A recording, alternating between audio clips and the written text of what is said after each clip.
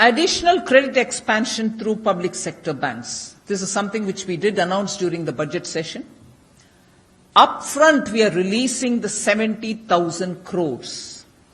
Upfront, we are releasing the 70,000 crores and additional lending and liquidity to the tune of 5 lakh crores can be made available by providing this upfront capital for the PSBs. This was announced in the budget. We are doing it upfront now.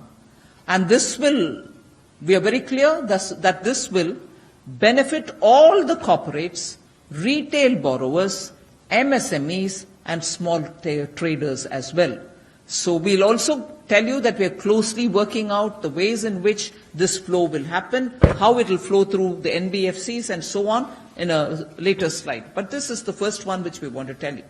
Next. Banks have been discussing with us. You know that the first discussion one Monday happened with the banks only. Banks have now decided to pass on any rate cut through the MCLR reduction to benefit all borrowers. It's a decision which the banks have made. I'm very grateful because during the consultation, we emphasized on the total, irrespective of the segments, people saying that the benefits of rate reduction don't reach them at all. Or if it reaches in trickles, or if it reaches, the trickles last over several months and years. So there was this across-the-board grievance that interest rates not being passed down to the customer is affecting, in spite of Reserve Bank having brought it down several times. So now we are very grateful all the banks have agreed and they said that they shall pass on the rate. The next one is, this is more important and that will explain the previous point that I've made.